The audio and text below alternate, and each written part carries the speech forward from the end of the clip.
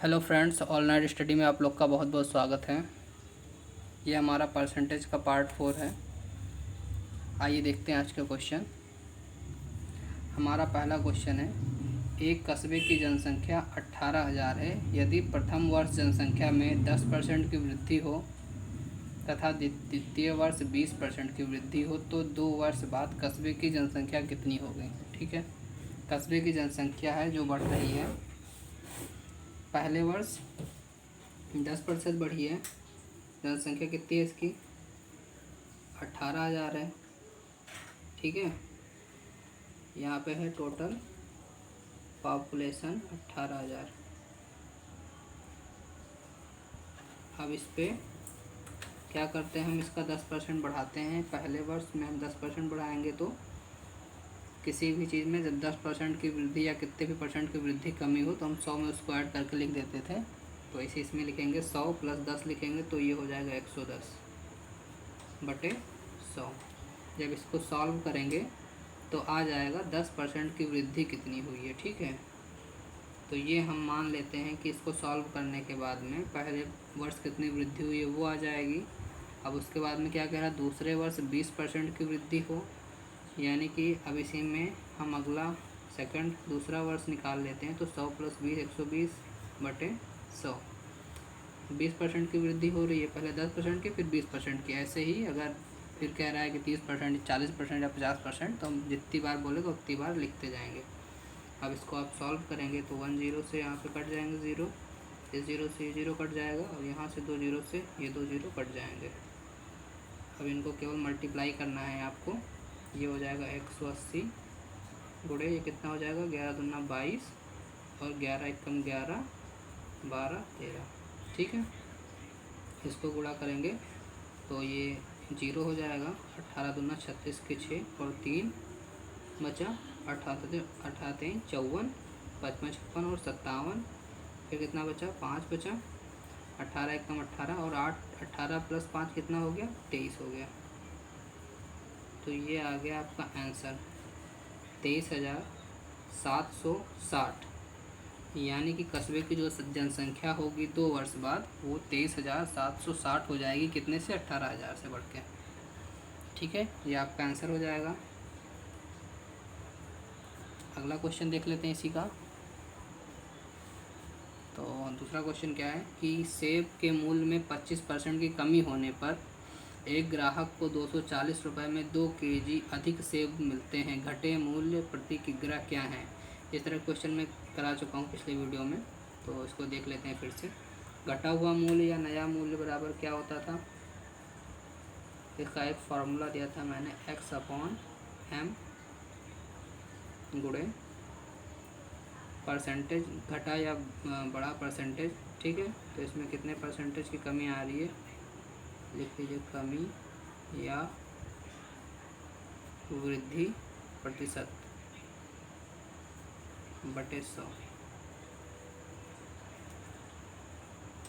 जहाँ x बराबर क्या है इसका, तो हाँ, ये x/m को m/x कर देंगे। ठीक है, तो m बराबर आ जाएगी वस्तु की कीमत। तो वस्तु की कीमत m बराबर वस्तु की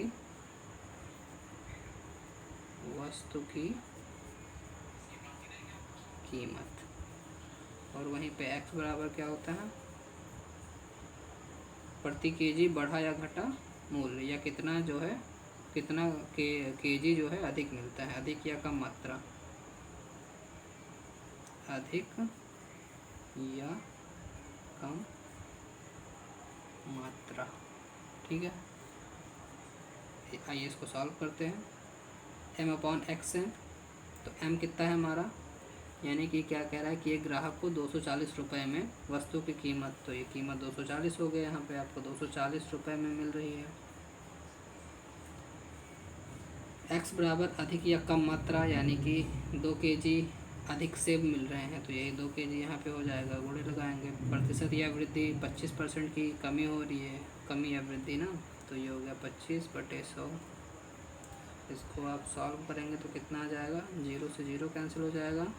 ठीक है, और ये कितना हो जाएगा 12, 4 से इसको काटेंगे, 4 तें 12, 2 से काटेंगे तो 2 छिंग 12 और 2 पंचे 10 और 5 हम 25।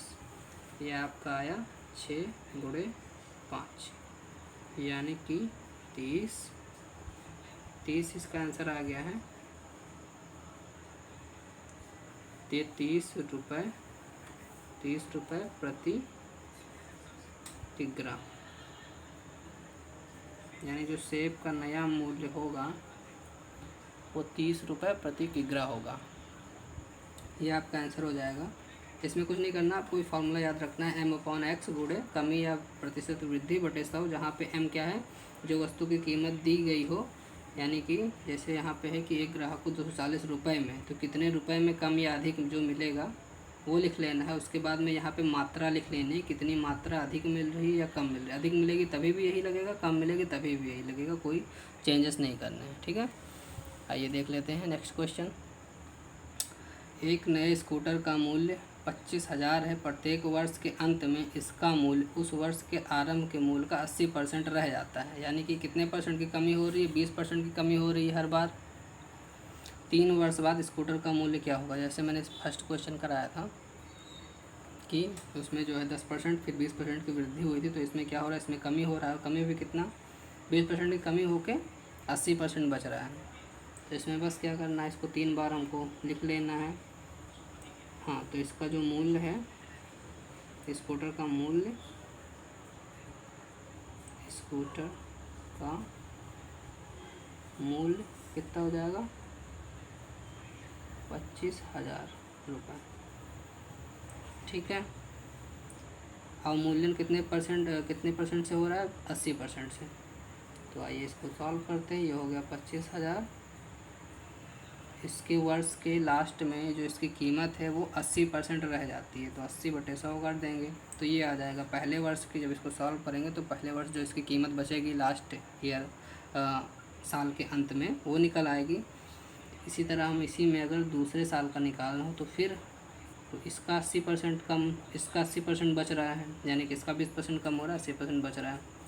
फिर ऐसे ही 3 साल का ही 80% कम हो रहा है।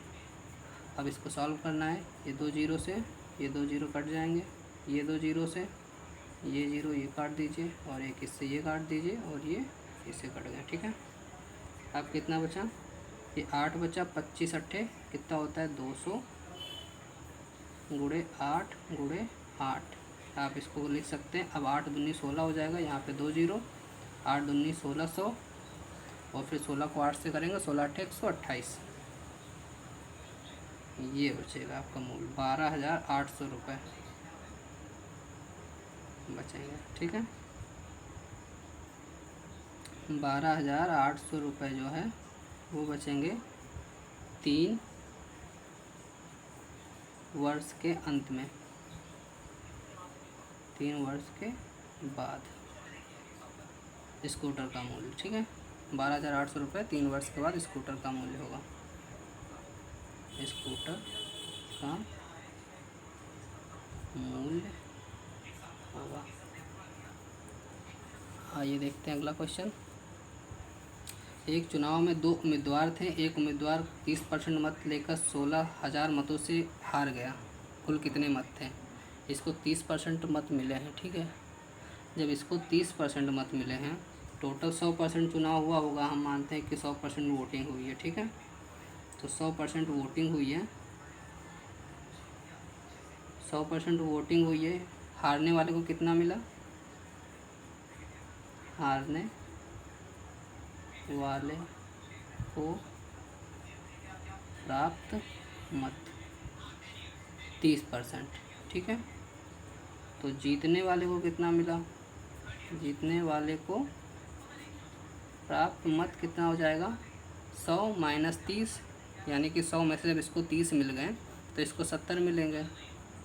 ठीक है, जीतने वाले को 70% मिला और हारने वाले को 30% मिला। ये तो हो गया फर्स्ट लाइन से। अब दूसरी लाइन इसमें दिया हुआ है कि 16,000 मतों से ये हारा है, यानी कि इनके और इनके मतों का जो अंतर है वो 16,000 होगा। ठीक है, तो 70% से 30% जब आप माइनस करेंगे तो आपको मिलेगा कितना, 40%। और हमारे पास में जो 40% की वैल्यू है वो कितनी दी हुई है, 16,000। ठीक है, इसको जो 40%, 16,000 मतों से ये हारा है और 16,000 मत हमारे हिसाब से 40% आ रहे हैं जब आप क्वेश्चन को सॉल्व करेंगे। यानी कि हारने वाले और जीतने वालों के मतों का जो अंतर होगा वो 40% आएगा और यही 40% 16,000 दिया हुआ है। आगे इसको सॉल्व करेंगे, 40% बराबर 16,000, तो 1% बराबर 16,000 बटे 40। तो 100% की वैल्यू कैसे निकालेंगे, 100%, ये हो जाएगा 16,000 बटे 40 गुणे 100। इसको आप सॉल्व कीजिए, 0 से 0 कट गया, 4 चौक 16, यहाँ पर 4 आ गया, बराबर 4 और 1 2 3 और ये 4 0। तो 40,000 मत, कुल मतों की संख्या कितनी हो जाएगी, 40,000, और यही आपका आंसर हो जाएगा। अब इसको सॉल्व कैसे किया एक बार बता दें।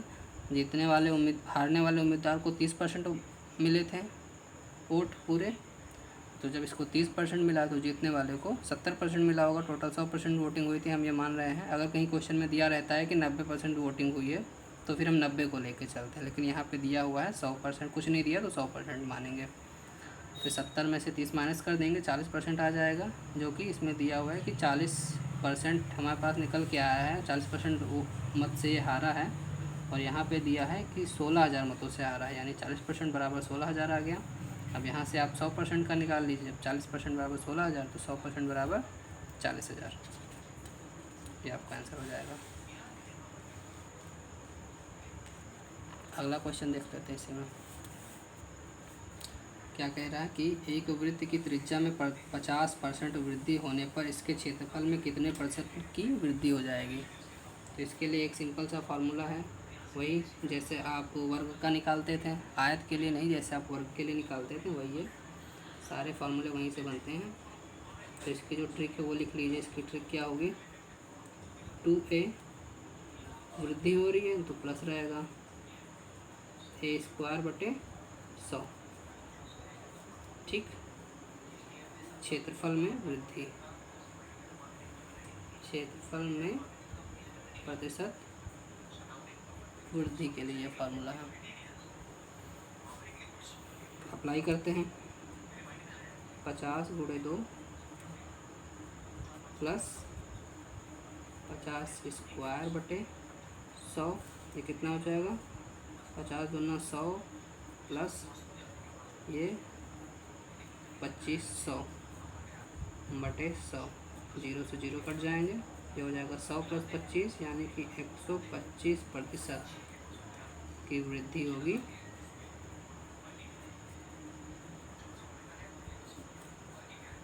क्षेत्रफल में, क्षेत्रफल में वृत्त के क्षेत्रफल में जो है, वृत्त के क्षेत्रफल में 125% की वृद्धि हो जाएगी और ये आपका आंसर हो जाएगा। आइए अगला क्वेश्चन देखते हैं।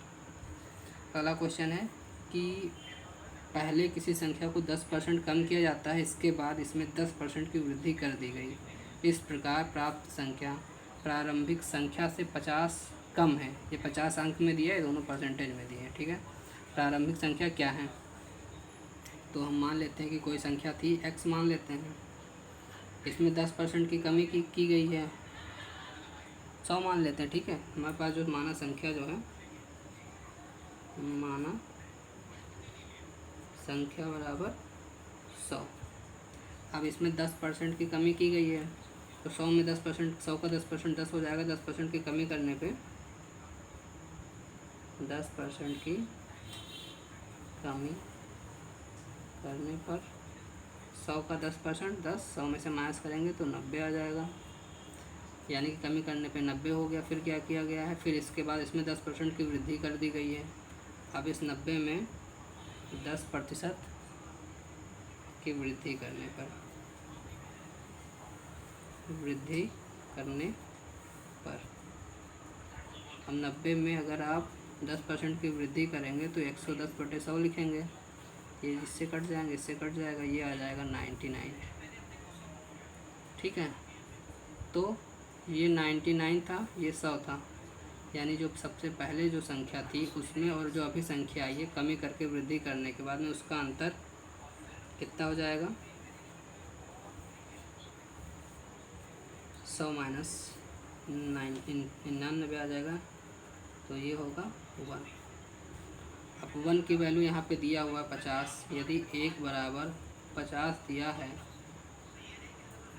तो हमको 100 निकालना हो तो 50 गुणे 100 कर देंगे। ये 1% मान लीजिए संख्या 1 बराबर अगर 50 दिया है तो प्रारंभिक संख्या यानी कि प्रारंभिक संख्या 100 थी, तो हम 100 से इसमें मल्टीप्लाई कर देंगे, तो ये हो जाएगा 5000 और यही आपकी प्रारंभिक संख्या हो जाएगी।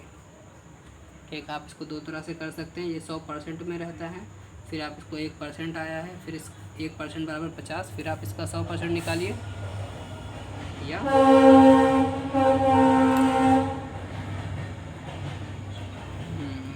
थोड़ा सा, या आप क्या कीजिए कि प्रारंभिक संख्या 100 आपने मानी थी, जब 1 की वैल्यू 50 आ रही है तो 100 की निकालनी है, तो हम दोनों तरफ 100 से मल्टीप्लाई कर देंगे और ये आंसर आ जाएगा।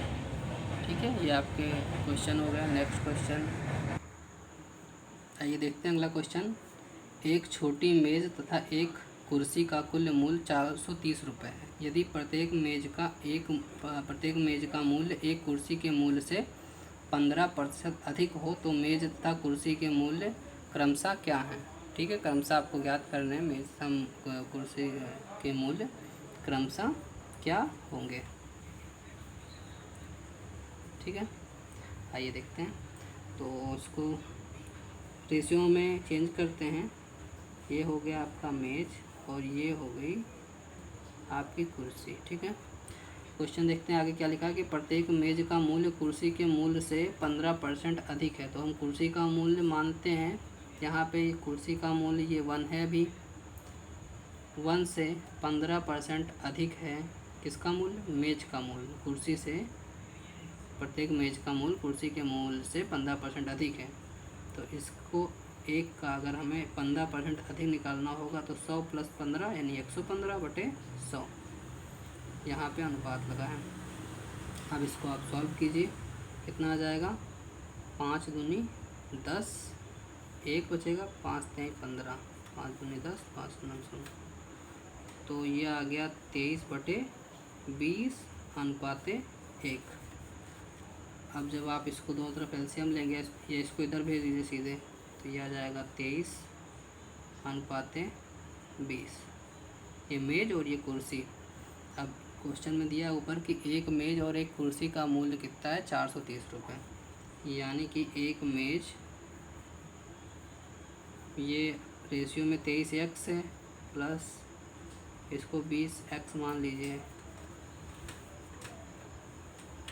कितना इसका जो कीमत है वो 430 रुपये दिया है। जब इन दोनों को ऐड करेंगे 20 और 20 40 होती है 43 x बराबर 430 रुपये। तो x की वैल्यू कितनी निकल के आ जाएगी? 10 रुपये। ठीक है, x बराबर 10 आ गया। अब ये दोनों x में आ रहे थे, यानी कि अगर मेज का निकालना हो तो 23 × 10 कर देंगे, 23 × 10 बराबर 230 रुपये। ये हो गया मेज का मूल्य। उसके बाद में कुर्सी का मूल्य, ये कितना हो गया?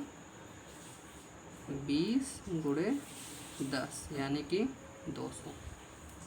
ठीक, तो ये तो आपके मेज और कुर्सी के मूल्य आ गया। अगर आपको 1 मानने में प्रॉब्लम हो रही हो फिर आगे सॉल्व करने में, तो आप इसको x मान लीजिए और इसको x का 115%, ये हो जाएगा 23/x और यहाँ पे x हो जाएगा, ये हो जाएगा 23x और ये 20x। फिर इन दोनों को ऐड करेंगे, x की वैल्यू निकालेंगे, परसेंटेज में मान रखेंगे और दोनों के आंसर आ जाएंगे।